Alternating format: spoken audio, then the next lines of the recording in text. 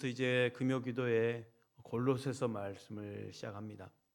우리 교회 비전, 올 한해 주신 비전의 말씀이 골로새서 3장에 있는 말씀인데, 올해 금요기도회 때마다 이 골로새서 말씀을 함께 나누고, 또 연합 금요기도회 매주 첫째 주에는 복에 대해, 축복에 대해서 말씀을 나눠서 함께 또 힘을 내고 그렇게 하여 진행을 할까 해요.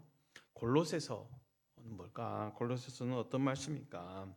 사도 바울이 골로새 교회 성도들에게 쓴 편지인데요. 골로새 지역은 지금으로 말하면 튀르키예, 터키, 예전 터키죠. 거기에 속해요. 당시 이제 한참 이 골로새가 무역으로 번성했던 곳인데, 갑자기 주변에 있는 도시들이 개발되면서 점점 쇠퇴하기 시작했고, 이 골로새서를 썼을 때 당시, 그러니까 바울이 주후 60년경에 이 골로새서 편지를 보냈는데, 그때 당시 골로새에 아주 큰 지진이 일어났어요. 도시가 완전히 이렇게 몰락하는 위기를 겪는 곳이었어요. 이런 상황에 교회가 세워졌다란 말이죠. 골로새 교회. 어떻게 세워졌을까? 사도 바울이 3차 전도 여행 가운데 에베소 지역에 잠시 머물렀죠. 약 3년 동안 머물러서 서원에서 말씀을 가르치고 양육을 했는데, 이 에베소에 누가 있었냐? 골로새 지역에 살고 있는 에바브라가 살았던 거예요. 8절에 에바브라가 나오죠. 에바브라에게 너희가 배웠나니라고 나오죠. 그러니까 에베소가 부흥할 때, 교회가 부흥할 때 거기에 누가 있었냐? 에바브라가 있었던 거예요. 이 에바브라가 복음을 듣고 자기 지역으로 가서 말씀을 전하고 복음을 받아들인 사람들로 말미암아 교회가 세워진 거예요. 그럼 바울이 편지를 보냈단 말입니다. 골로새 교회에. 그럼 바울이 편지를 보냈을 때 골로새 성도들을 만났을까요? 못 만났을까요? 못 만난 사람들이에요. 만나본 적이 없는 사람들. 누구에게만 들었어요? 에바브로를 통해서 전달해 와요. 바울 목사님, 이렇게 해서 제가 복음을 얻고 내 지역에 가서 복음을 전했더니 사람들이 모였습니다. 교회가 세워졌어요. 그런데 부흥하다 보니 교회 안에 이런저런 문제가 생겼네요 하면서 바울 목사님께 상담을 하니 바울이 편지를 쓴 거예요. 한 번도 만나본 적도 없는 성도들을 향해서 편지를 쓴 거예요. 편지를 받는 골로새 성도들을 어떻게 표현합니까? 골로새서 1장 2절에 이렇게 말하네요. 우리 함께 봉독할까요? 시작. 골로새에 있는 성도들 곧 그리스도 안에서 신실한 형제들에게 편지하노니 우리 아버지 하나님으로부터 은혜와 평강이 너희에게 있을지어다. 그리스도 안에 있는 신실한 형제들이라고 했어요. 신실하다는 것은요, 무엇을 믿는다라는 뜻이에요. 우리 성도는 막연하게 믿는 사람이 아니죠. 믿는 대상이 분명하고요, 믿는 내용이 분명하게 있는 사람들이에요. 바로 여러분과 제가 그렇습니다. 우리는 믿는 대상과 내용이 분명합니다. 우리 또 하나님 앞에서 신실한 성도인 거죠. 우리는 그리스도 안에 있는 신실한 형제들인 거예요. 우리도 무엇을 믿는지가 분명히 깨달아야 진짜 성도 아니겠어요? 무엇보다도 바울은 골로새 교회의 성도들에게 그 성도들을 생각할 때마다 감사하다고 했어요.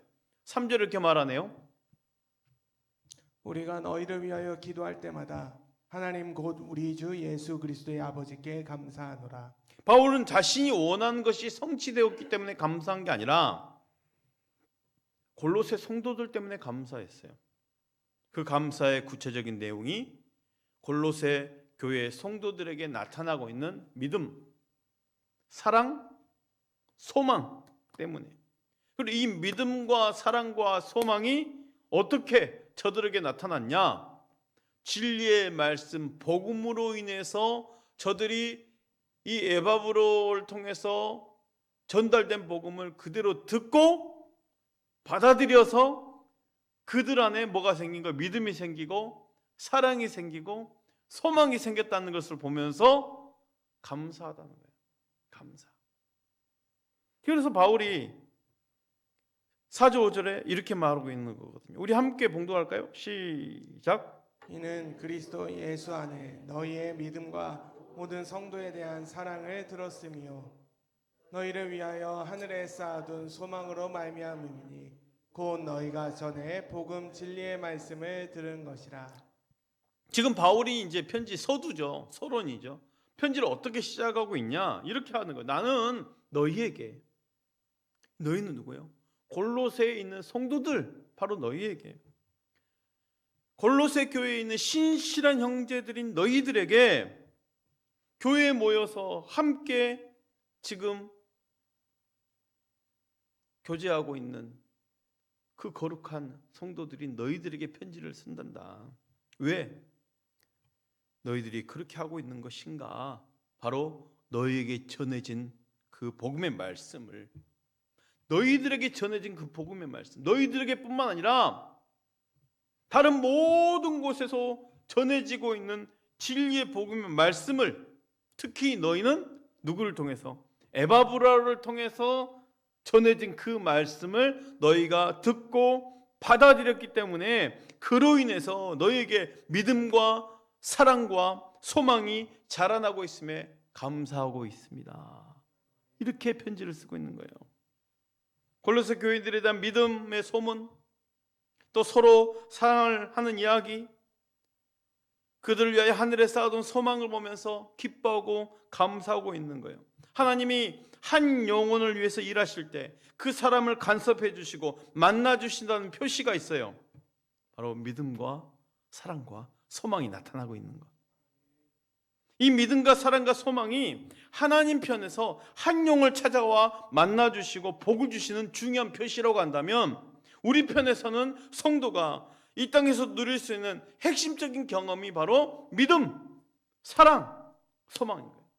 여러분, 우리 안에 믿음과 사랑과 소망이 막 자라나고 넘쳐나고 있다면 그것은 바로 하나님이 나를 만나 주신다는 표시이자, 또한 나 또한 이 땅에서 지금 하나님이 나를 인쳐주셨구나라는 그 핵심적인 경험이라는 것을 믿으시길 바랍니다. 우리에게서 믿음, 사랑, 소망이 나타나야 되는 거예요. 하나님 나를 택하셨기 때문에. 우리가 주님을 만나면 내 삶 속에 주님이 들어와 계시잖아요. 그러면 어떤 일이 경험되어집니까? 믿음, 사랑, 소망이 경험되어지는 거예요. 하나님과의 바른 관계에 들어간 첫 번째가 바로 믿음입니다. 믿음. 우리는 이 믿음을 통해서 하나님과 바른 관계에 맺게 되죠. 바울은 이 믿음을 단순하게 믿음이라고 말하지 않고 그리스도 예수 안에 있는 너희의 믿음이라고 말했어요. 그냥 막연한 믿음이 아닙니다. 그리스도 예수 안에 있는 너희의 믿음, 무슨 일이 잘 되길 바라는 긍정적인 믿음, 마음, 밝은 미래에 대한 희망을 품먹게 나오는 믿음이 아니에요. 여기서 믿음은 예수 안에 있는 믿음이에요. 곧 예수에 대한 믿음이에요. 예수님의 인격, 성품에 대한 믿음이에요. 오직 예수 그리스도에 대한 확실한 신뢰죠. 예수는 하나님이시고 동일하게 사람이시며 믿음이시며 또 그분께 사신 일에 대한 믿음, 이 사실을 믿는다는 것은 우리 모두가 예수의 공로에 의지해서 담대히 하나님 앞에, 아버지 앞에 나아갈 수 있다는 의미죠. 아무 자격 없이 우리를 예수 그리스도 때문에 하나님께서 용서받아 구원받아서 예배드릴 수 있다는 것. 우리는 여전히 부족하지만 주님께서 몸으로 찢어놓은 하나님이 계신 성전으로 들어오는 것처럼 담대하게 들어올 수 있어야 되는 거예요. 이 믿음입니다. 그리스도 예수 안에 있는 믿음. 여러분, 우리는 막연한 믿음이 아니라 이 확실한 믿음을 가지고 있음을 믿으십시오. 그리스도 예수 안에 있는 믿음이에요. 예수의 인격과 성품에 대한 믿음이에요. 우리는 여전히 부족하지만 담대히 그 십자가의 보혈로 말미암아 그 보혈을 의지해서 하나님 앞에 나아갈 수 있는 거죠. 왜 그럴 수 있을까? 바로 예수를 믿는 믿음 때문이에요. 우리는 자격 없지만 구주의 귀한 공로를 믿는 믿음 때문에 하나님 앞에 서서 그분을 영화롭게 하고 그분을 즐거워하고 그분이 행하신 일을 기억하고 그분을 존귀하게 하는 교회에 나올 수 있는 것입니다. 이런 믿음으로 하나님과의 바른 관계에 들어가면 어떤 일이 일어납니까? 바로 사랑을 배우게 돼요. 골로새 1장 4절 말씀 우리 함께 봉독해 볼까요? 시작. 이는 그리스도 예수 안에 너희의 믿음과 모든 성도에 대한 사랑을 들었으며. 믿음은 반드시 표현되는 거죠. 표출이 되죠. 믿음이 있는가 없는가. 내가 믿습니다. 이 말로 표현되는 게 아니고 행동으로 나타나지는 거예요. 그 믿음이 보여져야 되잖아요. 우리가 제대로 믿는 자인지 증명할 수 있는 제일 좋은 방법은 다른 사람의 관계 속에서 참되게 사랑하는지를 보면 그게 나타나는 거예요. 믿음은, 하나님을 향한 이 믿음은 공동체 안에서 형제와 자매를 돌보고 아끼는 실천적인 사랑으로 나타나게 되어 있습니다. 나 교회 다녀요. 교회 다닌 걸로 믿음인 자로 증명이 아니에요. 나 어떤 직분을 가지고 있어요. 그 직분이 믿음의 증명이 아니에요. 종교적 체험이 있다고 믿음을 증명해 주는 것도 아닙니다. 내가 주님과의 바른 관계에 있다는 것은 바로 사랑이 어떻게 표현되어져 있는가요? 사랑 안에 다 들어있거든요. 우리가 주님을 만나기 전에는 사랑에 대해서 어떻게 생각했습니까? 감정 정도로 생각했겠죠. 좋은 감정, 우정 그 정도. 조금 더 나가면 존경하는 마음 정도. 물론 그런 감정도 사랑의 일부예요. 하지만 그런 감정은 왜곡과 오류가 많은 사랑이죠. 수시로 변덕스럽기도 하죠. 감정은 하루아침에도 금방 바뀌잖아요. 이성교제도, 부부관계도. 마음에 드는 이성과 썸을 탈 때야 그 사랑의 도파민이 올라와서 너무 좋지만 교제하면서 이제 결혼생활 시작되는 순간 환상이 깨진 경우도 많고. 왜요? 우리가 생각하는 사랑은 자기 중심적이기 때문에 변덕스럽고 쉽게 바뀌고 소멸되죠. 그러나 영원하시고 변함없는 주님을 만나게 되면 진짜 사랑을 배우게 되는 거예요. 진정한 사랑. 세상이 사랑하는 것은 조건이 있는 사랑이잖아요. 근데 주님을 만난 후에 사랑은 언제 어떤 사람입니까? 조건이 없어지는 거예요. 생전 만나보지도 못한 사람을 사랑할 수 있는 마음. 내가 저 사람을 어떻게 알길래 저 사람을 위해서 기도해주고, 그렇죠? 선교한다고 그 약품 보내주고, 만나보지도 못한 사람인데 그러잖아요. 가보지 못한 나라의 민족을 위해서 기도할 수 있는 것. 주님을 만나면 이런 사랑이 가능하거든요.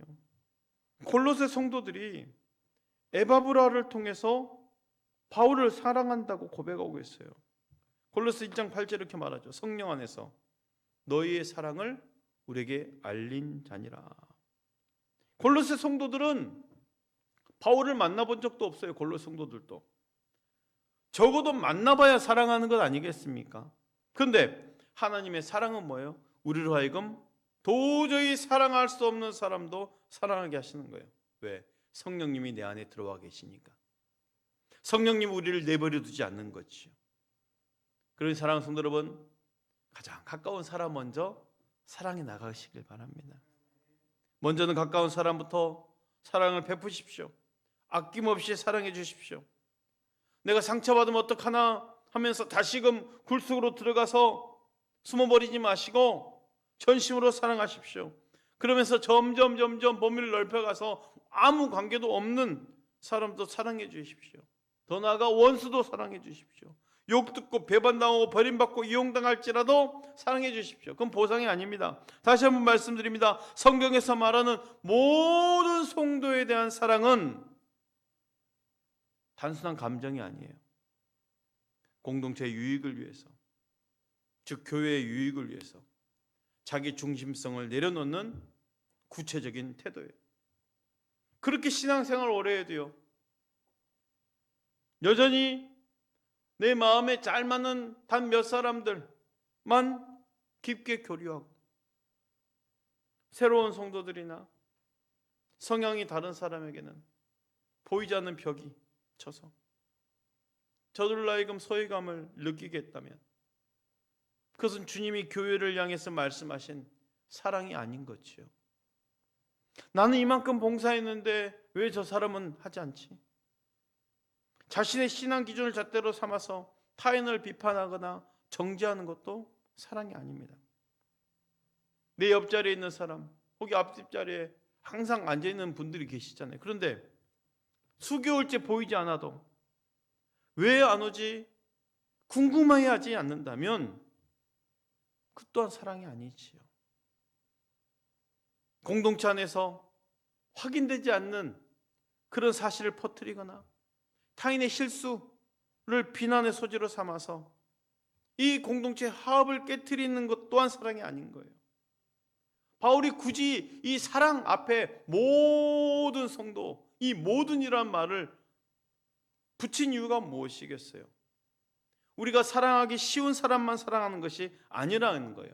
나랑 잘 맞는 사람만 사랑하는 것이 아니라는 거예요. 내가 이해되는 것만 용납하는 것이 아니에요. 그건 사랑의 본질이 아니죠. 마태복음 5장 46절에도 예수님도 사랑에 대해서 이렇게 말씀하셨어요. 마태복음 5장 46절 우리 함께 봉독해 볼까요? 시작. 너희가 너희를 사랑하는 자를 사랑하면 무슨 상이 있으리요? 세리도 이같이 아니하느냐? 너희가 너희를 사랑하는 자를 사랑하면 무슨 사랑이 있으리요? 세리도 이와 같이 아니하느냐? 결국 사랑의 실천은 나의 감정이 아니에요. 우리 모두가 하나님께 용서받은 죄인이고 그러하기에 우리에게는 하늘의 소망이 쌓아져 있기 때문에 그렇게 하는 거예요. 소망은 성도가 이 땅을 믿음으로 살고 사랑으로 살 수 있는 동력인 거예요. 바울은 이 동력을요, 너희를 위하여 하늘에 쌓아준 소망이라고 말하고 있어요. 5절 말씀을 우리 다시 한번 봉독해 봅시다. 시작. 너희를 위하여 하늘에 쌓아둔 소망으로 말미암음이니 곧 너희가 전에 복음의 진리의 말씀을 들은 것이라. 우리가 지금까지 겪었던 복은요, 그래 복을 많이 받았다고 말하지만 충분하다라고 말할 수도 있고 여전히 부족하다고 말할 수 있고 지금까지 이 땅에 누리는 그 복을 생각한다면 사실 소망이 전부가 아니에요. 진짜는 따로 있어요. 우리를 위해 구주께서 이루신 구원의 영광은요, 이 땅에서도 살아가면서 경험할 수 있어요. 그러나 대부분은 이 땅에 있는 것이 아니라 어디에 쌓아져 있을까요? 하늘에 쌓아져 있습니다. 우리가 받아야 복 대부분은 하늘에 쌓아져 있어요. 때가 되어 그날이 오면 우리는 하나님 나라에서 온전히 누리게 될 것입니다. 그것이 진짜 소망이에요. 우리가 이 땅에서 믿음을 지키고 희생적인 사랑을 할 수 있는 이유는 장차 하늘에서 받을 영광과 약속에 대한 확신이 있기 때문임을 믿으시길 바랍니다. 그러니 이 땅에서는 아무리 큰 천국을 누림이 할지라도 지극히 간단히 맛보기에 불과한 거예요. 그러므로 혹여 사랑을 하다가도 배반을 당하거나 사랑하기 어려운 사람을 끊임없이 포옹하다가 지치더라도 인내하면서 이겨내시길 바랍니다. 왜요? 소망이 있기 때문에. 우리는 하늘에 쌓아둔 소망이 있기 때문에 반드시 때가 올 것입니다.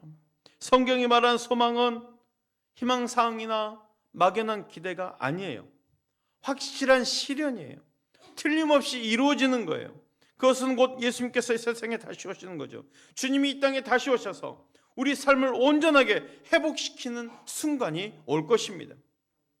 우리가 이 땅에 살면서 셀 수 없는 아픔을 겪게 되잖아요. 눈물이 마르지 않는 삶이잖아요. 하지만 주님 다시 오실 그날이 있기에 그 소망 때문에 이 땅에서 사랑하기를 지치지 않고 믿음으로 예수를 신뢰하고 의지하기를 그치지 않고 살아갈 수 있는 것 아니겠습니까? 골로새 성도들이 그렇게 견뎌냈던 것입니다. 5절 말씀을 다시 한번 봉독해 볼까요? 그리고 마치겠습니다. 시작. 너희를 위하여 하늘에 쌓아둔 소망으로 말미암음이니 곧 너희가 전에 복음의 진리의 말씀을 들은 것이라. 곧 너희가 전에 복음의 진리의 말씀을 들은 것이라. 이 골로새서 첫 부분을 지금 함께 나누고 있어요. 다시 한번 요약합니다. 바울이 골로새 성도들에게 편지를 할 때 감사하고 있는 것은 이 복음을 전해준 사람으로 말미암아 그 복음을 그대로 받아들이고 믿고 그로 말미암아 저들에게 믿음과 사랑과 소망이 나타나는 것을 보면서 기뻐하면서 편지를 썼다고 그랬어요. 복음의 진리 가운데 그걸 그대로 받아들인 거죠. 복음의 진리의 말씀, 그 복음의 진리의 말씀이 우리에게도 전달되어진 것 아니겠습니까? 우리에게도 전달되어진 이 복음의 진리의 말씀 때문에 우리가 지금 하나님을 만나고 경험하고 기도하고 신앙의 삶을 살아가고 있는 것 아니겠어요? 말씀이면 충분한 거죠. 복음의 진리의 말씀. 우리 2026년 성원교회 주신 비전, 거룩하고 사랑받는 자처럼 해서 세 가지 기초 중에 풍성한 그리스도의 말씀이 있어요. 돌아온 주일 이 풍성한 그리스도의 말씀에 대해서 함께 나눌 건데요. 따라합시다.